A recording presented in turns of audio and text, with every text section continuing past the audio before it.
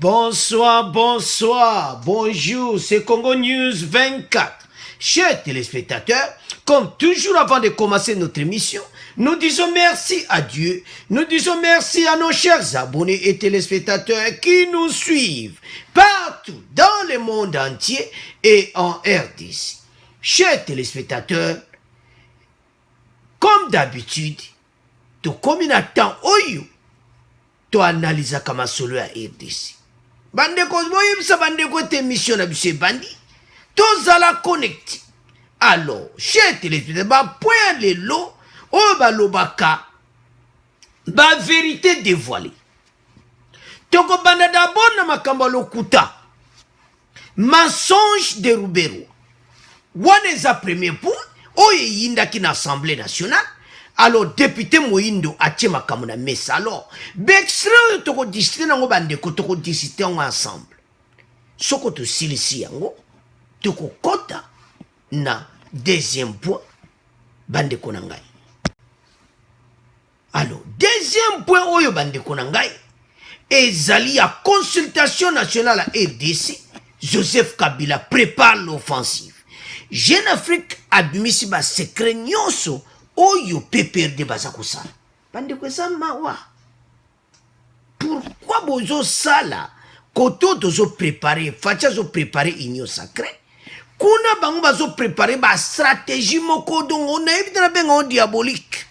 Eza ya koyinda alors toko développer une émission na biso pour ba Jeune Afrique abimisi ba secret.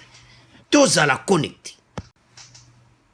Alors, chers téléspectateurs, to komi na point na biso oya Azarias Rubero.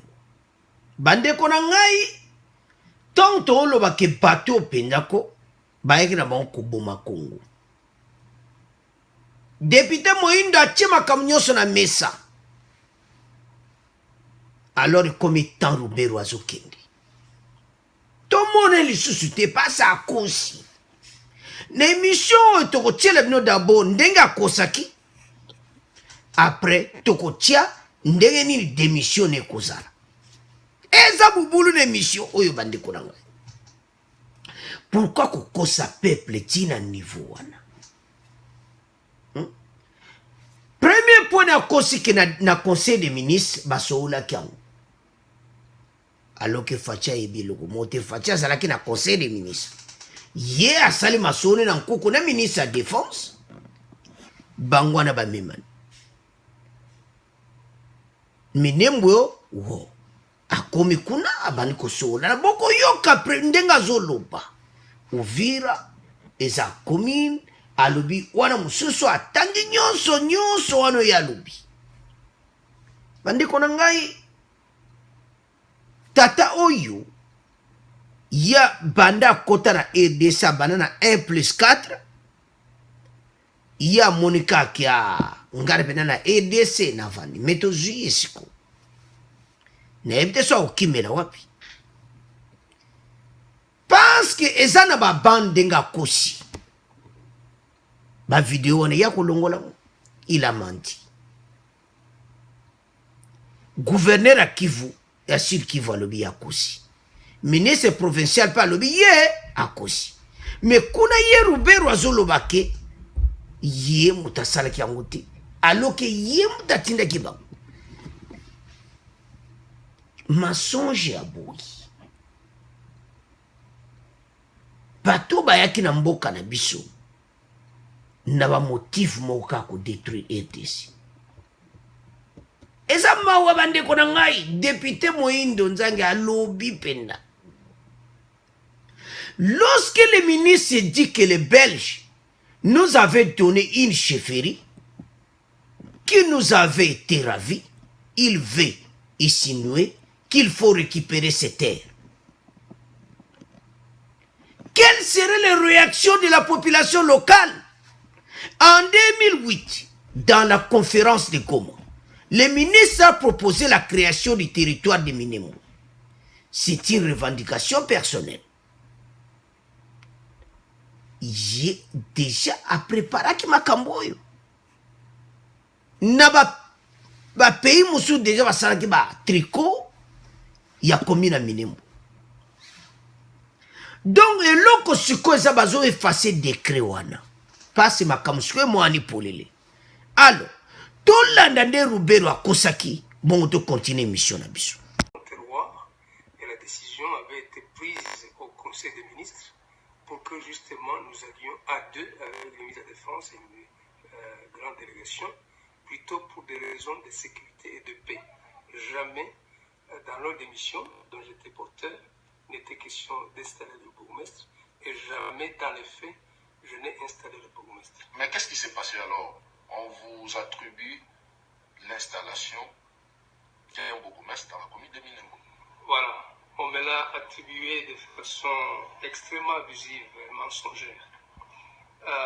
Nous sommes à Minembwe avec le ministre de la Défense, mon collègue, avec le chef de l'armée et bien d'autres officiers, avec 10 députés nationaux, mais aussi avec le gouverneur de la province du Sud-Kivu et le ministre provincial de l'Intérieur. Alors, nous tenons des réunions sur le plan de la sécurité. Le bourgmestre de Minembwe fonctionne comme commune, comme bourgmestre depuis environ 2 ans. Normalement, il a été notifié par le gouverneur après sa nomination.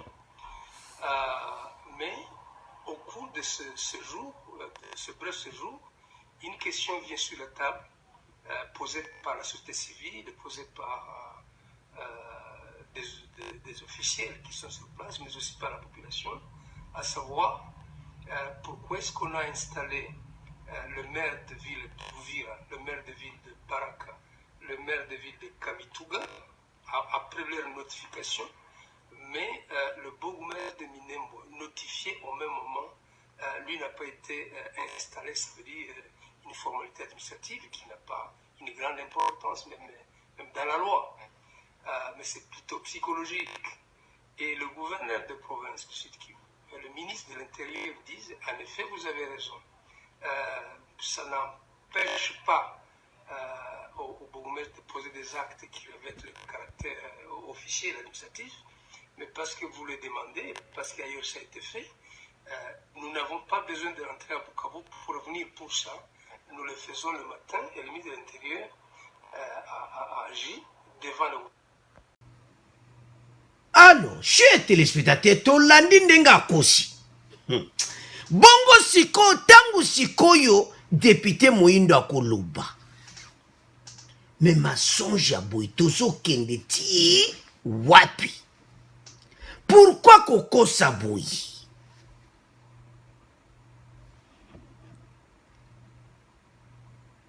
Il a aussi demandé que les décrets portant création de nouvelles communes soient carrément rapportés et corrigés. Pour Moïndo Nzangi, Azaria Robert a donné des réponses fausses et peut constituer un outrage au Parlement. Bon, des parlements va bêta ki maboko bandeko nangai. Alors, ba senga annulation actuana. Bandeko nangai, eza o baluba kezala ki akoyinda. Parce que mensonge ya boyi, nanto monate, yango, PPRD, FCC, batu tu ba wuta kuna ba manipila ka batu. Basa batu alokuta ba bomi mboka pa na 20 ans. Monde facha sukisi bango. Mais siko bazo luka baturu musu na kati. Bandeko na ngai, makambo eza somo. Na mikore ko ya tokoyoka ke Rubero azali susute akei passe na mikole ezoya igno sacré mais tozala deuxième point de nous ko bebisa ngote beaucoup des ya kuyinda donc PPRD babongisi do babimisi ba secret na ba alors bandeko ezo salanga pasi be mawa komona un ministre d'État rwandais parce que bandeko na ngai député Moindo abimisi ba secret bi monde bazala ke pa na biso na constitution ya Rwanda azane kaka rwandais donc batangi makambo na bango nyonso et puis tango asalaki nini wana ya komi na Minembwe na Kigali bazalaki okura basali feti donc na Rwanda basalaki fete ke bazwi territoire ya Minembwe babiloko ya boye congolais tokokende wapi tozozo bato oyo tozala bomoko bato bakozala esu te na mboka oyo avec des mensonges ya boye ya kokosa boye eza mawa parce que soki totali ndenge baza kokosa alors chers téléspectateurs eza mawa des hommes en cravate ya peperde mensonge eloko pamba bandeko ntango oyoka député moyindo nayosi ebele mosusu pete balandaki yo na RTNC bandeko ya Kisasa asi bolandaki yo na RTNC so bolandaki bien te tozotiela bino eza pena kitoko te na 2008 na Goma na conférence de Goma le ministre a proposé la création à territoire wana donc a proposé na abanda makambo wana lelo ake 1+4 en tant que vice-président pa ya Kabila ya omona Kabila yaza bras droit na ye me bilia ke bikoki fatia lukaka ba preuve abo ndenga aza wana esili na ye donc démission eza direct aleki na Jeune Afrique baprouve soko aza na erreur adémissionné to mena député moyindo alobi bon makambo yango sikoyo yango oyo babimisi siko asala nini adémissionné eza mawa bandeko nanga komona bato des hommes en cravate oyo batondi kuna PPRD bata lokuta mensonge ya boyi alors toyoka sikoyo député moyindo bongo to continue émission na biso. D'accord. Du calme, du calme, du calme. J'essaie de comprendre son cheminement. Merci. Merci beaucoup, Madame la Présidente. Je vais tenir compte de la remarque. Allez-y. Le ministre d'État nous a dit que c'est au cours des conseils de ministres que la mission de Minembwe était décidée. Or, jusque-là, à notre connaissance, tous les conseils de ministres sont présidés par le chef de l'État. Et dans son adresse aux députés à Goma, le chef de l'État avait bien dit qu'il n'était pas au courant de cette mission. Donc de quel conseil de ministres parle-t-on? Troisièmement, le ministre a toujours chanté la bonne gouvernance. Et ce parti a comme slogan la bonne gouvernance. Et on le lui reconnaît. Mais comment comprendre que les désordres de mission qui ont été signés le même jour, avec le même itinéraire, se retrouvent avec deux bailleurs de fonds? Un ordre de mission qui doit être payé par la Banque mondiale, un autre ordre de mission qui doit être payé par le Trésor public. Je me demande, est-ce que les fonds induits qui ont été perçus ont été remboursés dans la caisse de l'État? C'est la procédure. Est-ce que l'installation du bourgmestre était effet du hasard, une coïncidence, ou c'était effet programmé? Voici, honorable présidente, ma conclusion sur cette question-là de l'installation du bourgmestre. Les membres de la délégation de la caravane de la paix ont été informés à l'aéroport de Kavumu par des militaires qu'au-delà de la mission de la paix, ils vont aussi installer un bourgmestre. Ils sont là, ils ne veulent pas le contraire. Tout était préparé. La mobilisation était faite, non seulement à Minembwe, mais aussi à Kigali et dans les différentes diasporas. Aux États-Unis, au Canada, vous avez vu des t-shirts imprimés. Une chanson commune de Minembwe enregistrée à la gloire du victorieux le ministre et enregistrée dans un studio IP de Nairobi au Kenya. Ça ne ressemble pas à une coïncidence. Ça a été programmé du début à la fin. Le ministre est venu dire ici qu'il n'était pas au courant de cette planification de l'installation du ministre. Mais vous avez suivi avec moi le communiqué du ministre provincial de l'Intérieur, le vaillant ministre, qui avait tenté de protéger le ministre d'État à ce temps, mais il a été estomaqué lorsqu'il a vu le ministre parler du devant de cette chaire, que c'est le ministre provincial par son initiative qui avait fait l'installation. Et je sais que vous l'avez lu. Dans ce communiqué de presse, le ministre professeur de l'Intérieur dit ceci, que c'est le ministre d'État qui les a demandé d'installer le bourgmestre. Il dit que le gouverneur avait même refusé. Et c'est par insistance du ministre d'État qu'ils ont fini par obéir à l'ordre de la hiérarchie. Le texte là est signé. Et donc je me demande, pour quel intérêt le ministre était venu ici nous mentir en tant qu'Assemblée nationale? Ça s'apparente. En effet, la doctrine enseigne que le fait pour un responsable public de donner des réponses fausses ou incomplètes aux questions posées par des députés peut constituer un outrage au Parlement. Le fait pour un responsable public de donner des réponses fausses ou incomplètes aux questions posées par des députés peut constituer un outrage au Parlement. On ne peut pas falsifier l'histoire. Lorsque le ministre d'État le dit que voilà, les Belges nous avaient donné une chefferie qui nous avait été ravie, il veut donc insinuer que nous aussi nous voulons récupérer des terres qui nous avaient été ravies. Quelle va être la réaction des populations locales? Pendant la conférence de Goma en 2008, le ministre a proposé dans les résolutions de la conférence la création du territoire de Minembwe. Donc c'est une revendication personnelle et il y revient de tout le temps. Dans une interview que le ministre a accordée à Jeune Afrique, il a dit lui-même ceci. Si on démontre que j'ai commis une faute, qu'il y a eu conflit d'intérêts, il a dit, il va démissionner de lui-même. Or, je viens de vous le démontrer, je crois qu'il va tirer des conséquences à démissionner de lui-même.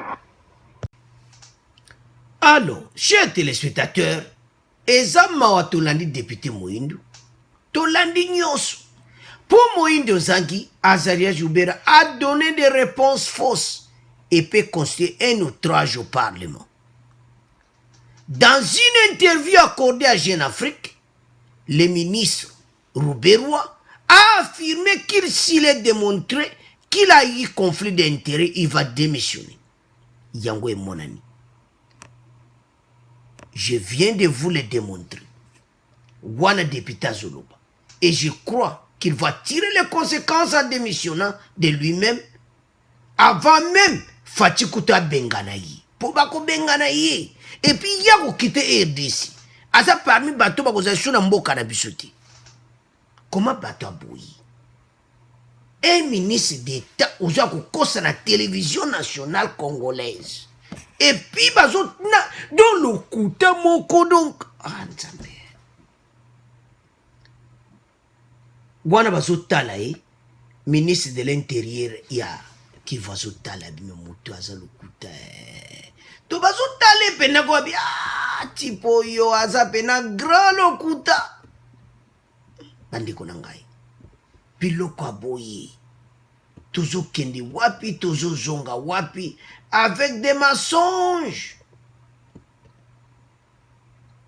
Biloko aboyi bandiko nangai. Ezo sala pasi pe mawa. Pourquoi tozo loba bongo? Parce que makambo nyonso oya kosi ba congolais nyonso balandi ezo sala pasi pe mawa. Pourquoi kokosa? Pourquoi mentir au peuple congolais? Bandeko nangai soki tozo tala nasi ministre de l'Intérieur a Kivu kwa tala nyalbi Barwande baza lokuta baza kokosi aboyi tasiko basekele nyonso ebimi okokimela wapi nazotuna Rubero akokimela wapi sikoyo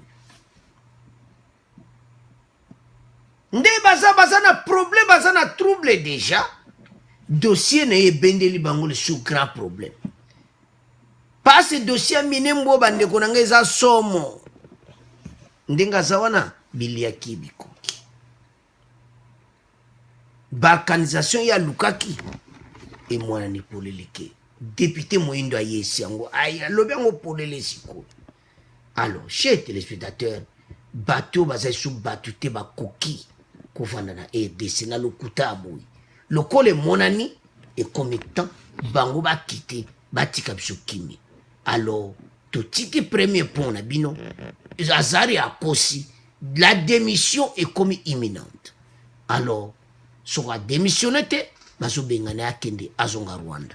À vous de commenter to comment kende sikoyo na deuxième point. Alors chers téléspectateurs, deuxième point oyo eza mobulu. Consultation nationale à RDC, Joseph Kabila prépare l'offensive. Bande konanga et combien de temps oyo tozala bomoko? Parce que bateau ba yoki ba moni penaki basuki. Eloni bakosala offensive. Offensive na mwanzana bandenge beleje na Afrika misi ba secret. Botanga bino moko. Le FCC de Joseph Kabila prépare sa riposte après l'annonce de conciliation nationale par Félix Tshisekedi. Jeune Afrique a obtenu le contenu des échanges de la dernière réunion du PPRD qui révèle le contour de la stratégie de l'ex-président. Biloko aboy. Otanka titre pamba. Ozonki batu baza batu mabe. Eza pasi pemawa. Ba Congolais botele matoza l'ensemble. Talasiko makambu PPRD Kabila na batu bazo se préparer pour na ba Congolais. Offensive. Parce basuki. Mayele sili bango. Après une première réunion initiée le 26 octobre à Kingankati par Joseph Kabila, le Front commun pour le Congo, la coalition de l'ancien président, continue d'ajuster sa stratégie en amenant des consultations politiques annoncées le 23 octobre par Félix Tshisekedi. Fati côté à la consultation, Bango Kuna bazo la nini, bazo préparer offensive. Mais pas tabouille. Bataboui. Yango batwaza kotuna. Est-ce que bozalaki na coalition ou bien bozalaki na cohabitation? Bande kote expliquer le kamwe pa ba Congolais. Mais belé ba olo ba cohabitation na constitution na biso ezati. Il n'y a pas la cohabitation na kata constitution na biso. Yango fachi akenda na ngote. Ton ezati. Alors et l'on est salamiawa. Le 28 octobre, c'est cette fois Emmanuel Ramazani Shadari, Oyoaza, secrétaire permanent à PPRD, a convoqué les députés nationaux au chapiteau Rubis à Kinshasa, réagissant au discours du chef de l'État qui doit entamer des discussions pour parvenir à une union sacrée. L'ancien candidat a affirmé que tout acteur qui comprend bien la situation voit que l'objectif est d'isoler les PPRD, plus encore le FCC et donc le président Kabila. Et Lokonini et Salami. Ce mercredi, Emmanuel Ramazani a bengi bango nyonso. Ba député nyonso na chapiteau Rubis na Kinshasa. Bino nyonso boye biango. Kuna azo solo la député mokomoko. Ba député on pe nyonso bayaki na bango ti. Makambo eza mobulu bandeko na ngai biliaki bango bikoki. Jeune Afrique misi ba secret. Atangi na place basalaki réunion na chapiteau Rubis. Kuna Emmanuel Ramazani abengisa bango. C'est-à-dire yaki ngankati. Basalaki après le 28 octobre. On est au salle mission boye. O elekaki na moi asangsaki bango lelo. Na chapiteau Rubis na Kinshasa. Alobi asoli na moko na moko. Yo kama kamu Ramazani yo Jeune Afrique misiba secret. Que dossier oyo ezoluka ba affaiblir PPRD, ba affaiblir FCC et plus encore le président Kabila ba affaiblir yabi stratégie oyo eza pona bongo. Bandeko na ngeza somo. Les participants à réunion a bazaba victime. pona nini bazo recevoir ba coup de fil mais bokoyoka yango eza ya koyinda esi eyindi bandeko soki secret bimi nango Jeune Afrique tango ayaka je suis sûr hein Jeune Afrique là joka ba détail osadi bazana muti na bango kuna peut-être ça vraiment payé parce qu'on peut pas dire tous ces secrets comme ça. Emmanuel Ramazani alobi boye que membre a PPRD bazo ba coup de fil moko impossible donc présent Fachi décision eza pour ba isoler PPRD complètement ba isoler Kabila complètement et puis FCC Mubimba ekufie panzane te ça qui binoa bango mo ba komo loba Jeune Afrique mutalobi que l'objectif est d'isoler les PPRD, plus encore les FCC et puis le président Kabila. Pourquoi il a dit ça? Wane Salamaki na chapiteau Rubis. Bande konanga FCC zo panzana. Parce que maintenant, Ramazan a bengsi ba député kaka ya PPRD. Et a bengsi bango nyonso mais il a convoqué des députés nationaux, il y a ba PPRD. Pourquoi Bengsi a FCCT? Isaya kuinda esi yindi. Makambo eza mobulu Ramazani ba secret na yo biso to yebi. Alobi lisu na bango. Wana siko alobi na mi alobi que bango bazo joba menace na ba téléphone a kosakana ngote. Bande konanga stratégie fachaji. Bolanda na émission passée. Bolanda ki débat wana ba presse française na émission elekaki. Bande ko tato ya kabemo ma solo ba vraiment solo. Donc de baza wana bazo limwa na bango. Place ezati. Facha za stratégie bande konanga. Boyebi discours wana. Mais PPRD ba indima kiti. Et puis, les gens peuvent comprendre des discours. Oh, tu kabwani. Mais tu kabwani ko? Oh, donc, Fatia Sali igno sacré. Bandeko, les noms aussi, ils ont loba. Sacré, Monsanto. C'est-à-dire, moutoua kokuta ana Fachi kunaz abongama. Makamba pamba ti. Toiki to moni ba message na bino que ba fayulu bazala te tout ça bazana besoin bateau baza sacré kuna lobo changer cœur wande ba okota kuna parce que na leto loba bandeko ba secret bimi FCC panzani nango Jeune Afrique soka lobi na ye que bazo recevoir ba coup de fil. Et puis baza pena ko panzana ba député ka ya PPRD mutu bayaki na réunion wana na chapiteau Rubis yango Kabila moya président yango lelo ezati parce que tant ba Kabila yoki boy kaka ya PPRD mutu baye Ramazani mutu asalaki yango ba député ya PPRD baye ko yebisa Ramazani ke biso moyen te ba coup de fil tozozwa donc eza mobulu.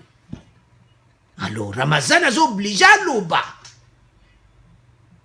Que Bamba Zozo va menacer au sakana mouti. Na yemo ko Ramazan. Bon, ba Congolais ne ba télémeli bino. Donc, peuple a tombo qui? Ezalo zalakande kona ye comme l'intérêt de la nation. Yaote se ba Congolais nyo soto sangana place bozali. Parce que Kabila a affaibli. Donc, soukaneka ka abendani naï. Ba Congolais to zala bomo kobo za sima Fachi pour le moment. To soutenir ba leader o nyonso ba rejoindre yi. Parce que kalate ba ko publier. Ministre d'État. Ouais, et urbanisme et habitant. Puis mobile. Ya longwe na ye. Et puis parti na ye. Batu musuba lui non. Nanonga ko révoquer. Pas ko révoquer. Il y a qui prestation de serment. Passe à Zamwana Mboka. Mabe wapi. Alors, bande konangai. Ndeto lobawa. to sepela déjà que masolo comme kitoko. Donc Fachi a dû masolo na maboko. Tous à la biso nyos ensemble, mboka na biso avancé. Alors, to comme na fait mission na biso, inyo sacré, inyo ya basantu pour RDC et bonga to koma bomoko. Alors, to sangana. Bo abonner massivement, bo continuer à soutenir l'émission. Roubero Sambwe, Akosi, Azo démission. Alors, tout comme on a fait, merci dans vos commentaires. Au revoir, à la prochaine.